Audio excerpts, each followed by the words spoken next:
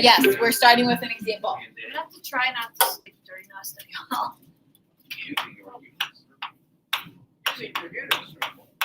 Okay, so what we're doing today is we are taking trigonometric functions and we are solving for the angles that make them true if they exist. The way we do this is just like we would if we had an algebraic equation. We need to isolate the variable and then find the solutions. Our variable here is just part of a trig function. So the x is not separate from the cosine. They are one term. Jerry, do you need a folder?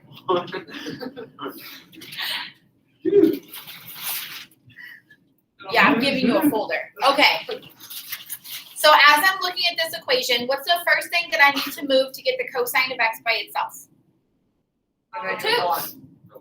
The 1. I can't separate the 2 until I move the 1. So I need to add that over. When I do, I'm left with 2 cosine of x equals 1. Now what am I going to do? Divide the 2 out. And I'm left with cosine of x equals 1/2. Are we all okay with how we got there? Yes. Yep. Now is the super fun part. You're going to go to your unit circle and you're going to tell me what angle or angles in radians have a cosine value of 1/2. There's only one. There are 2. 60 and 300. Tell me the radian equivalents of those. Pi over 3. And Pi over It says negative on Six. mine. Oh wait, no. Wait, there's one at 30 5 pi over 3. cosine is equal to 1/2, not sine. Cosine is your x variable or your x coordinate. Hold on. 5 pi over 3. I heard pi over 3 And 300.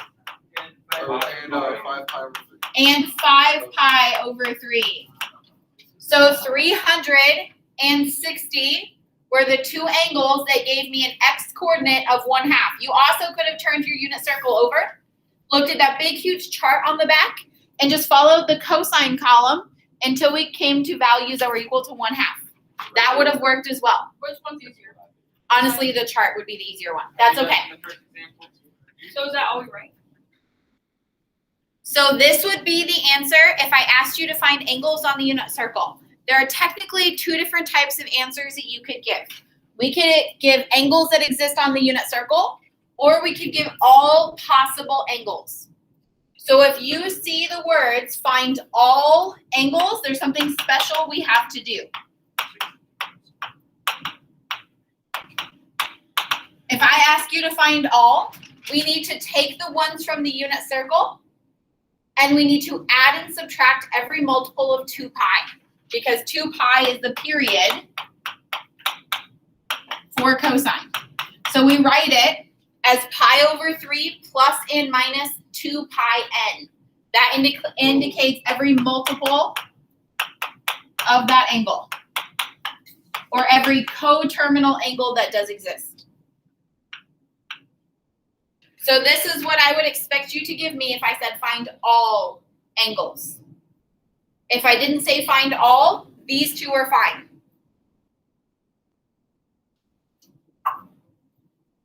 What were the 2 degrees? Pi over 3 and 5 pi, oh, like degree? Yeah. 60 and 300. Pi over 3. And plus or minus 2 pi n and 5 pi over 3 plus and minus 2 pi n. Yes. This is gonna be a dumb one, but what is, like, when you do the 2 pi n, what's the n represent? Any number I could plug in, so it indicates multiples. So if I plugged in a 1 there, I'd add 2 pi. If I plugged in a 2, I'd add 2 times 2 pi, which is 4 pi. If I plugged in a 3, I would add or subtract 6 pi. So every multiple of 2 pi, which just indicates every revolution around the circle where I start and stop at that angle. That's not a dumb question. That's all you have to do. So this is finding the angles on the unit circle. This is finding all angles. Are we okay with that? So could we just plug it into our calculator? No, we don't want to plug it into our calculator. That's the whole point. The answer? This would be our answer. Yeah. Depending on what I asked for. We are not using our calculators for this type of problem. We're using our unit circle. So let's do another one. So can we put away our calculator? Yeah, you don't need them right now.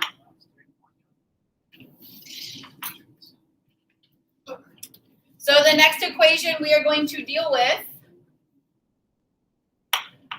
is cosine of x plus the square root of 2 equals negative cosine of x.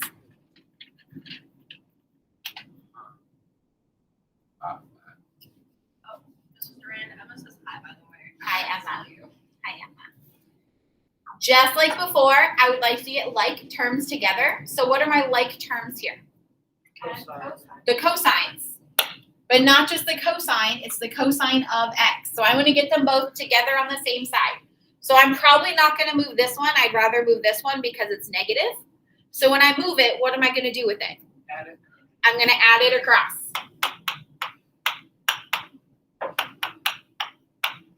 When I do that, I'm left with 2 cosine of x's plus the square root of 2 equals 0. My goal is to get cosine of x by itself. Boone, what am I going to move? How am I going to move it? We're going to subtract it. Good. And we're going to leave it as a square root. We're not going to try and change that into a decimal. So I have 2 cosine of x equals negative square root of 2. Devin, what am I going to do next to get cosine of x by itself? Divide the 2 out. And when I do that, I'm left with cosine of x equals negative square root of 2 over 2. Then I'm going to go to my unit circle, and I'm going to find the angles on my unit circle where my cosine value is negative square root of 2 over 2. Once you have them, write them down. Do not say them out loud. Do not say them out loud. There are 2. There are only 2. Is it like that for all of them? No, some of them will have 4, some of them will have 2, some of them will have none, some of them will have 1.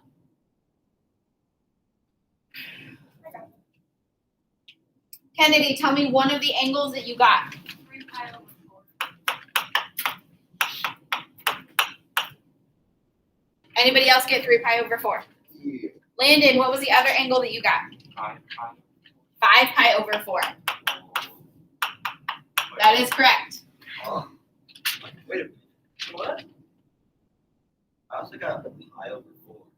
Pi over 4 is a positive square root of 2 over 2 for cosine. Make sure you're only looking under cosine or in the x coordinates position.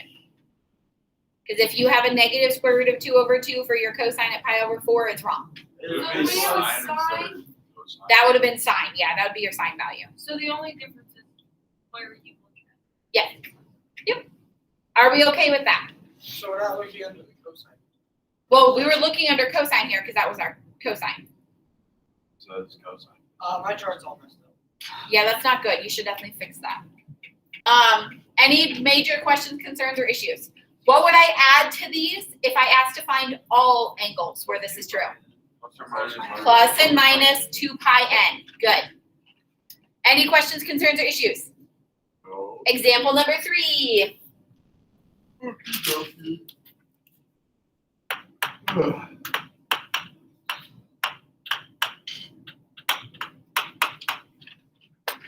This example is 1/3 tangent squared x minus 1 equals 0.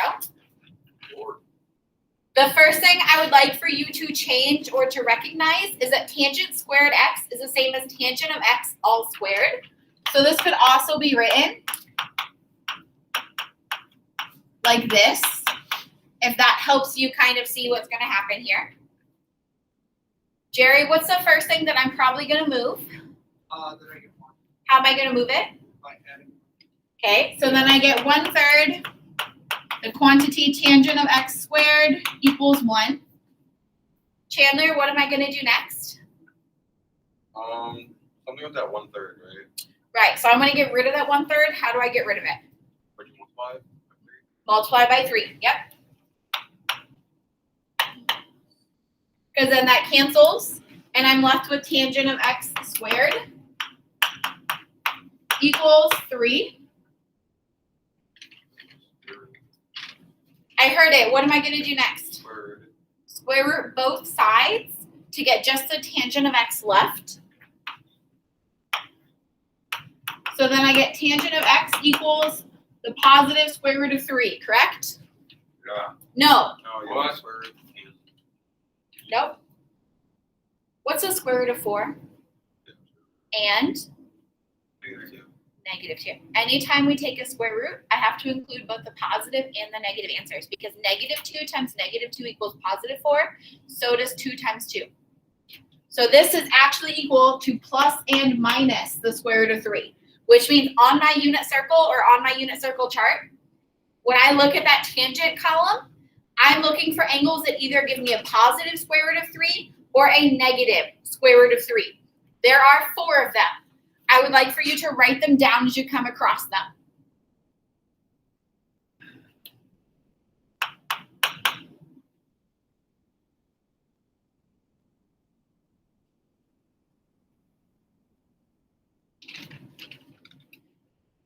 There's 3. There are 4. Yeah, that's right.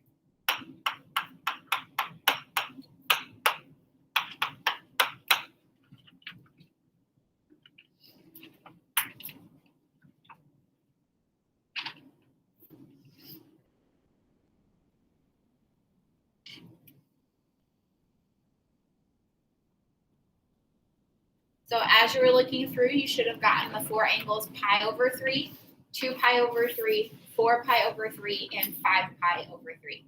Did anybody get any others? Okay, I realized the pattern. Why are they all over 3? Because that just happens to be the special right triangle that creates the possibility of having a square root of 3 in the numerator for tangent. 5 pi over 3, that's. Is it always gonna be like that? 5 pi over 3 is 300.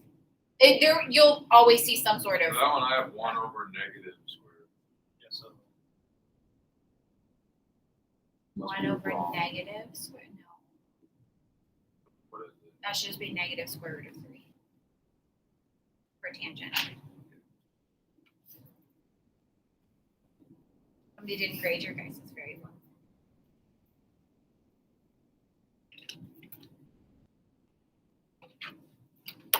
Wait, so it'd be Pi over 3, 2 pi over 3, 4 pi over 3, and 5 pi over 3. so what's your mind? Pi over 3, but tangent that'd be positive, negative, square root. That would be a negative. Okay, do not write plus or minus 2 pi n on these. What? I'm going to show you something different. Shucks. Okay, so I recognize that if I ask for angles on the unit circle, these are the 4 answers, correct? Yep. If I asked for all the angles, tangent actually has a different periodic function.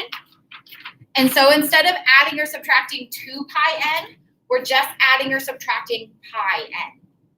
So if I'm asking you to find all the angles for a tangent function, we add or subtract pi n instead of 2 pi n. So here that would be pi over 3 plus or minus pi n, 2 pi over 3 plus or minus pi n, and so on. Only for what? Only for tangent functions. This only applies to tangent functions and cotangent, but we're not doing those. 2 pi n works for sine and cosine. Pi n works for tangent because that's how their periods end up working out. Okay, everyone okay with that? We're gonna do one more and then we're done. It's my favorite one. Yeah, that just gets. Probably not gonna be my Sine. favorite one. Huh? To get to sign. It'll have sine in it, yes. Oh, it's gonna have 2 different ones. James. It's got cosine and sine. Nope.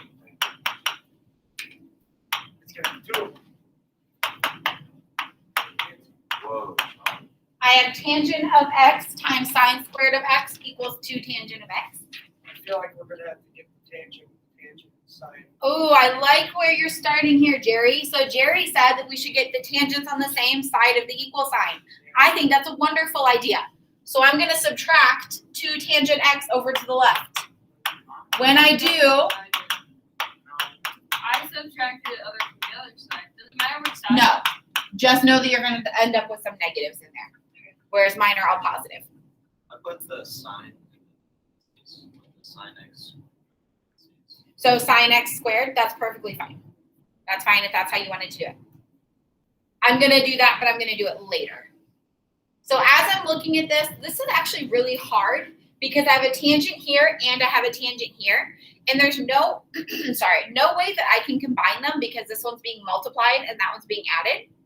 So what I need to do is I need to find some way for there only to be one tangent function listed on this left-hand side. Does anybody have an idea of how I could do that? Cotangent. Pull out a common factor of tangent from each of these terms. So that would be dividing it out and putting it out in front. So if I take this first term and divide tangent out of it, I'm only left with that sine squared of x. If I take tangent out of this one, I'm left with minus 2. So I have tangent of x times the quantity sine squared x minus 2 all equal to 0. Does everybody see how I did that? I just divided that tangent out and put it out front. No, there's only one tangent. So now there's only one tangent and only one sine, which makes this really, really easy to solve. So the really, really cool thing here is that this is set equal to 0, which means I can actually separate these two things and solve them individually. So I'm going to take tangent of x and I'm going to set it equal to the 0 that's here. And then I'm going to take sine squared x minus 2 and set it equal to that same 0. And I'm going to solve each of them, minus 2. Solve each of them individually and compare the answers.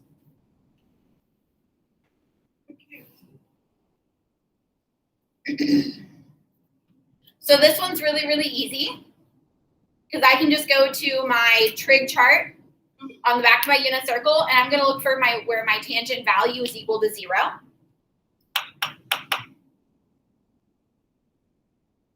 And we should get two angles. Anybody tell me what those two angles are? 0 and pi. 0 and pi, good. And 2 pi. But that corresponds to 0, so it's fine. So if we generalized, we could say that x is equal to 0 plus or minus pi n for that tangent function. Right? Do we all see that? Now we're going to do the same thing kind of with the sine squared x minus 2 equals 0. First thing I want to do is what Jonah did. I would like to rewrite sine squared x as sine of x all squared.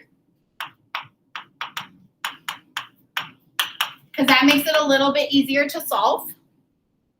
Then what am I going to do, Stephen? You get the same way. Perfect. And then I have the quantity sine of x squared equals 2. Then what? Square root both sides. And I get sine of x equals what?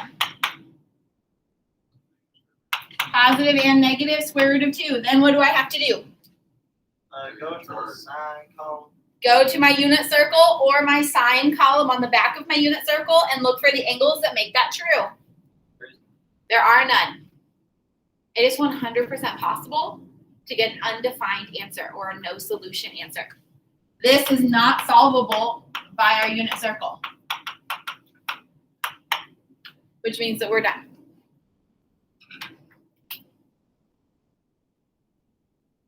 How do we like that? Technically, this would still work as an answer, but because one part of this went no solution, overall we just say no solution. How bad was this?